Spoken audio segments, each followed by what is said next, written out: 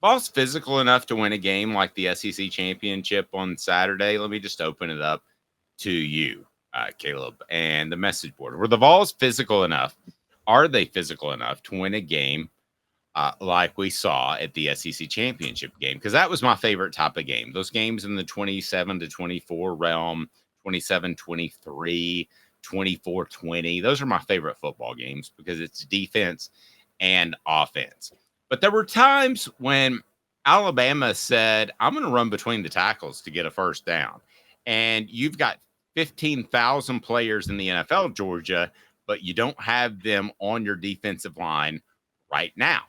And they may end up being every bit as good as the guys that we've seen go to the NFL, but they're not now.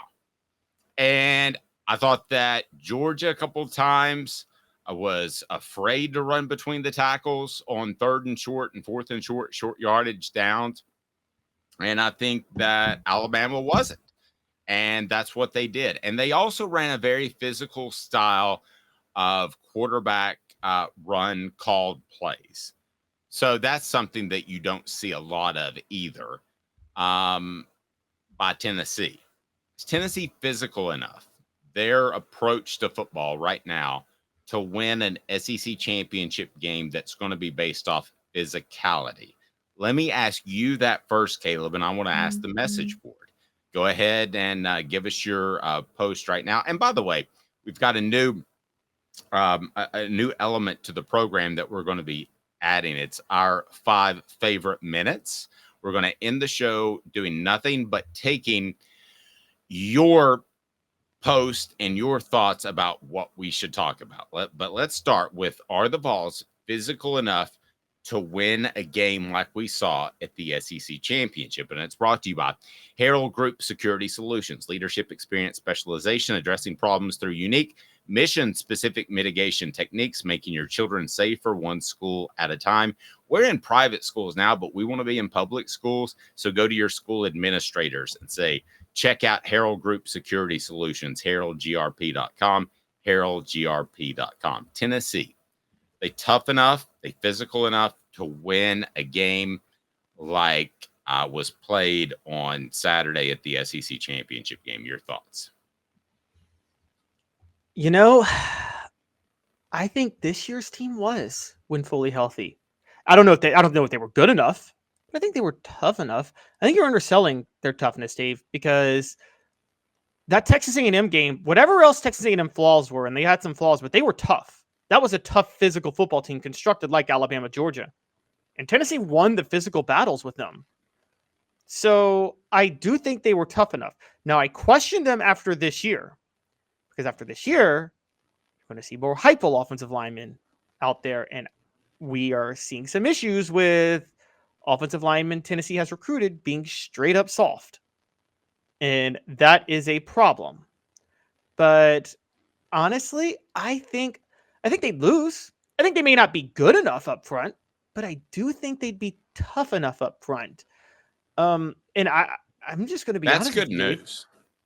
That's good news that you would say that as an astute Yeah. observer and analyst of college football, because I'll be honest with you, I'm not 100% sure. But let's face it, the two things we questioned with Josh Heupel coming in was recruiting and toughness, right?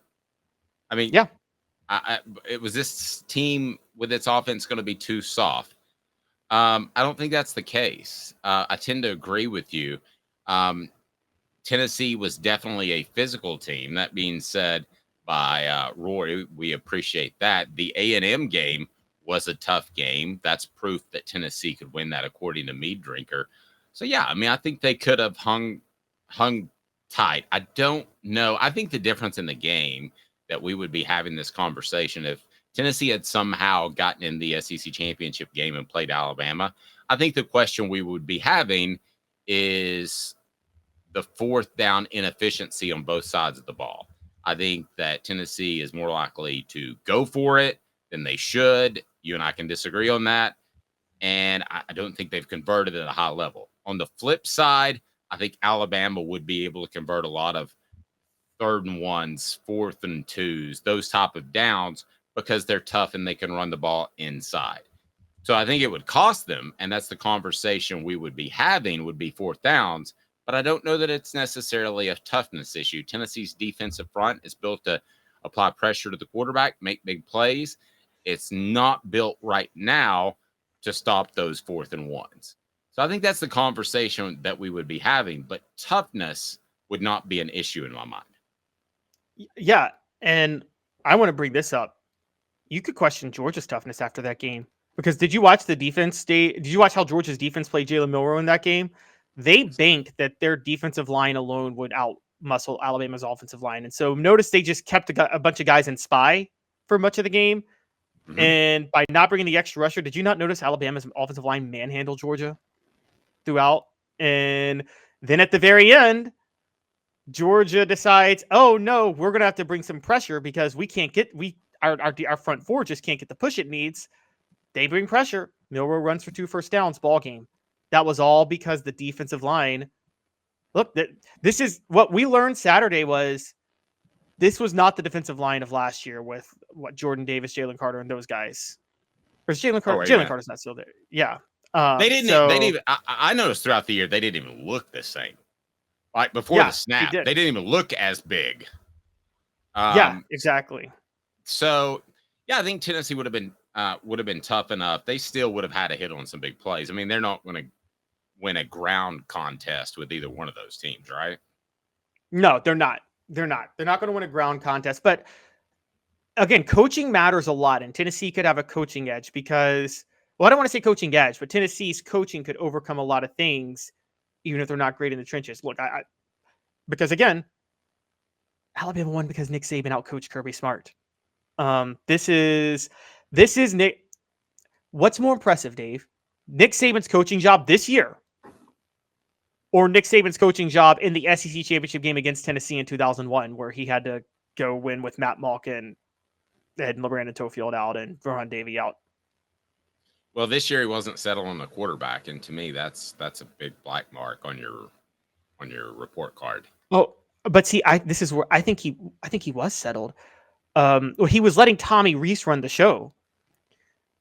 I've heard through the grapevine, and you maybe have some sources that could tell me this, but based on what I've heard through the grapevine and reporting from Alabama, I think Nick Saban took over the offense after that South Florida game. Just straight up took it away from Tommy Rees and said, "This is my offense. We're putting Jalen Milroe in." You know how hard that is for a guy. You know, Saban wants to coach defense. He don't want to run offense. But as you've told me, Saban can coach offense if he needs to. And yeah, I mean, I've been told by a coach and a staff that he'll rip up the game plan for offense or defense on a Thursday night before a Saturday game. You're like, oh, great. Thanks for all that work that you just tore up. He could be, he could stop right now and be known as an offensive coach if he wanted to. Say, I'm not even going to touch the defense just to prove everybody wrong that I'm a defensive coach. Yeah, I think he knows ball inside and out. And Darla says it. Defense, a difference once again was Nick Saban, plain and simple. I thought it was. Now, as far as Tennessee, Derek says that. Let me pull that up. Derek had a great point. The A&M Vols reminded me of an AFC North battle or an old school SEC game. I agree with both of those things. Good. So I think Tennessee's tough enough to win those games and beat either one of those games. Now, that doesn't mean you want to do it 100%, Caleb, in their style, but all it takes is a conversion on a 3rd and 1 or a 4th and 1, something along those lines to change the tenor of the game. And I think Tennessee could certainly do that. Yeah. And by the way, just last year, Tennessee was significantly tougher in the game against Alabama that they won. Like that, Tennessee won because they were tougher. Honestly, remember how badly they dominated the trenches, Dave, in that one? Bryce Young was the only reason that game was close for Alabama. And so I think that they're definitely. You're right. I hadn't thought about that. I'm sorry to interrupt. You're right. Tennessee, if you'd have watched that game, the Tennessee-Alabama game last year, and it had been, let's say, black and white, and you couldn't tell the jerseys, you would have thought Tennessee was the more physical team and pushed Alabama around on both sides of the ball last year. Tennessee easily could have won that game by more than a field goal. Absolutely, they could have. There was a touchdown pass that was just missed by Hendon Hooker. There was the pick six. I mean, that was Bryce Young was Tennessee won that game. That's like one of those games, like sometimes you watch a Super Bowl and you're like, the losing team should have the Super Bowl MVP because he was the best player on the team. Bryce Young was the MVP of that game. It's just Alabama lost. Yep. Smoky Mountain Red said the puke set the tone for that game. And you're absolutely right. You know who You're the only right. player to win the Super Bowl MVP on a losing team is? Played for Dallas, right? Against the Colts in Hollywood 1972. Henderson. All right. I didn't know the name. I just knew he played for Dallas at the time. Yeah. Tom Brady should have been Super Bowl MVP in 2017, even though they lost. Where he threw for 500 yards and the Eagles still won. The one that Nick Foles won MVP. Yeah, I wouldn't have had a problem with that, with Tom Brady winning that as well. So, Tennessee, will they continue to be physical enough to play in the SEC and potentially win an SEC championship game? That is probably a more difficult question. Tennessee was very physical in 2022, was physical in 2023. They had the Cooper Mays injury to deal with.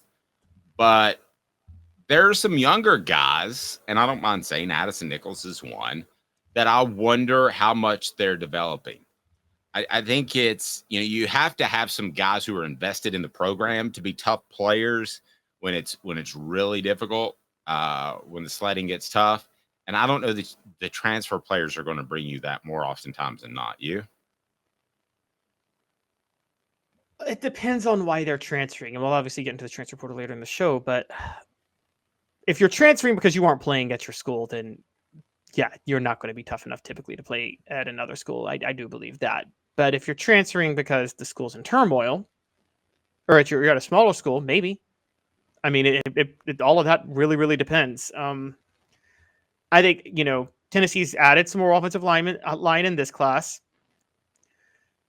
There is a question about 2024. But, Dave, you've covered a lot of people, haven't you, that they were soft, and then when it came time for them to start, they flipped a switch, didn't they? Yes, and I think effort and toughness can sometimes be questioned when you're not sure what you're supposed to do. I think if you don't, when you're not going to be the starter. Well, yeah, but I think it's as simple as if you're an offensive guard and you don't know you're supposed to step with your left foot and you're unsure of the play call or that sort of thing. I think it can look like an effort or toughness thing, which I don't think is fair. I don't think that's the case all the time. The Hemp House, the premier hemp dispensary online with a wide variety, great selection, and strict standards to ensure you only receive the best in CBD or Delta products. Go to hemphousechatwith2ts.com, hemphousechatwith2ts.com. Use the promo code HOOKED and get 10% off. And we would greatly appreciate you supporting our sponsors because that is why we are here.